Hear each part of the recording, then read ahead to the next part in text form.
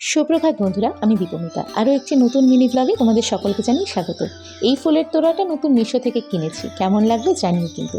তারপর ওয়ার্কআউট করে protein up নিয়ে নিয়েছিলাম অ্যাজ পার মাই রুটিন। তারপর স্নান করেছিলাম আর রেডি হচ্ছিলাম, গণেশ চতুর্থীর পুজো ছিল।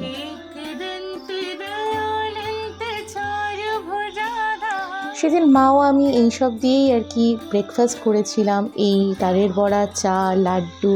আর সেই দিন কিন্তু আবার আমার ওয়ার্ক অফ ছিল গণেশ চতুর্থী উপলক্ষে। এটা আমার নতুন রুম, সম্পূর্ণ এখনও সাজানো হয়নি, সাজালে আবার দেখাবো।